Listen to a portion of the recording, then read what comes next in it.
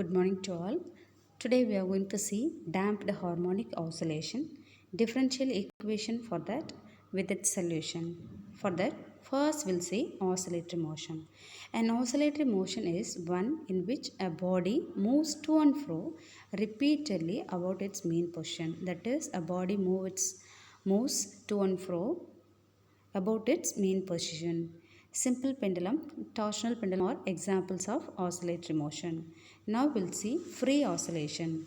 When a body vibrates its natural frequency, it is said to be free oscillation. That is, F is equal to 1 divided by 2 pi square root of k pi m, where k is internal frame, m is mass of the body. Vibration of tuning fork is an example of free oscillation. Now we'll see damped oscillation. In case of free oscillation, we have different oscillations, forced oscillation, damped oscillations. In that, first we'll see damped oscillation.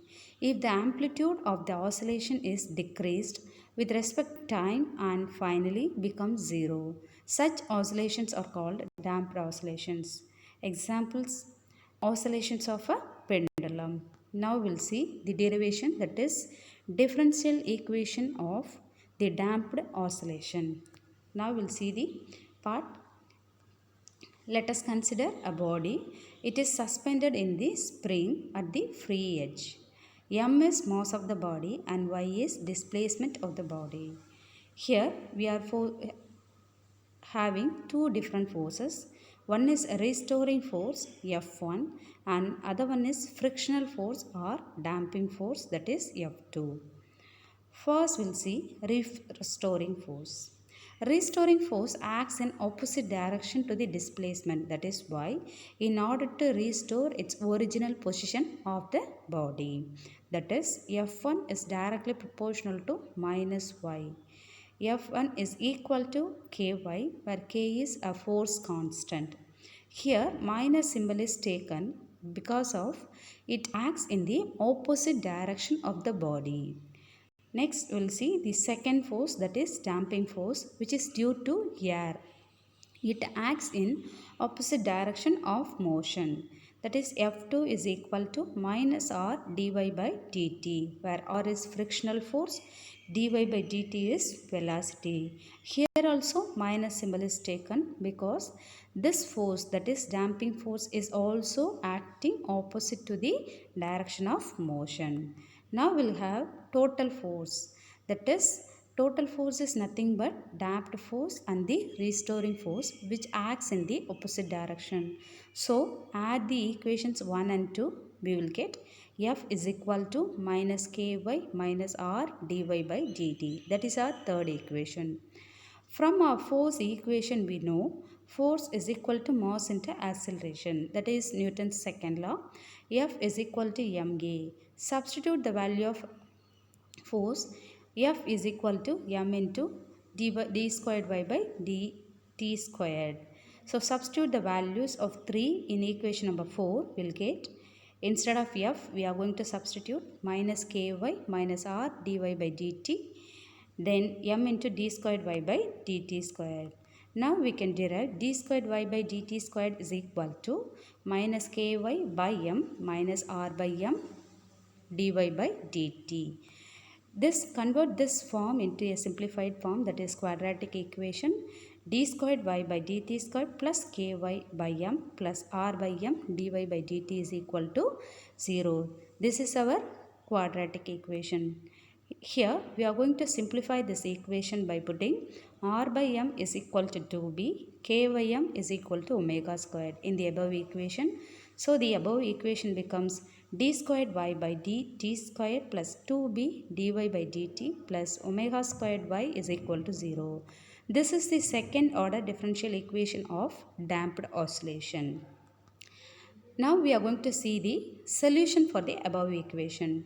The above equation has y is equal to ae to the power at, that is capital A and small a are arbitrary constants. Differentiate the above equation, we get dy by dt is equal to a e power alpha t into alpha and again differentiation will get d squared y by dt squared, that is second order differential, is equal to a e to the power alpha t alpha squared.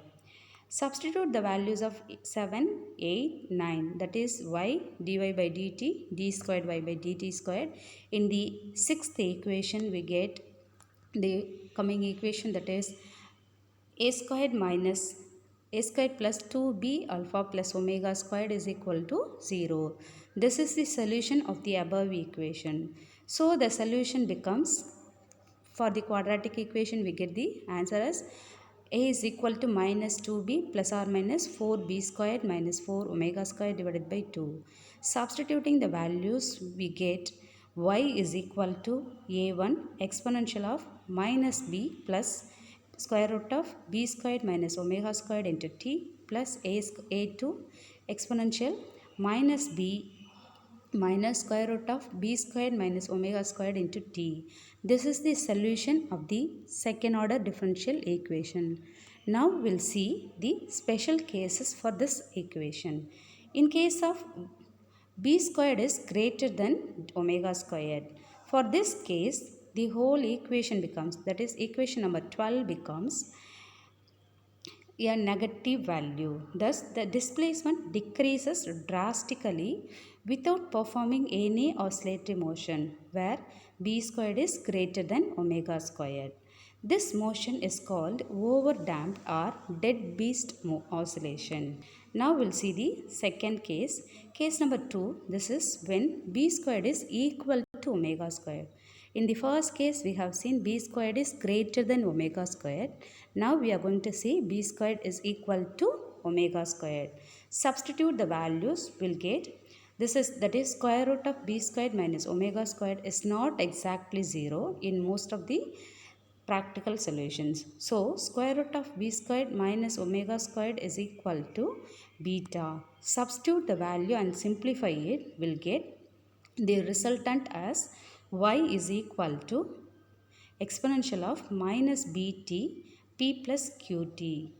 Here t increases, p plus qt increases, whereas e to the power minus bt decreases, that is exponential form gets decreases. Therefore the displacement y approaches 0 more rapidly. Here the displacement is getting drastically to 0. This type of motion is called critical damped motion or critical damped oscillation. Okay, when this is, when b squared is equal to omega squared, the motion is called critical damped oscillation or critical damped motion. Then we are having a next case, that is b squared is less than omega squared. In this case, b squared minus omega squared square root is an imaginary part. Substitute the values and simplify it, will get y is equal to a exponential minus bt sine square root of omega squared minus b squared into t plus psi. Here time increases, that is t increases, a into exponential of minus bt decreases, sine value, that is square root of omega squared minus b squared plus into t plus psi varies between minus 1 to plus 1. Here the amplitude of oscillation varies between a exponential of minus bt to a exponential of plus bt. This decreasing the amplitude which depends on the factor b. This type of motion is called critical damped motion. In this we have seen what is forced oscillation, then the differential equation, that is second order differential equation of forced oscillation. Here then the solution of the damped oscillation, then the special cases we have seen. Thank you.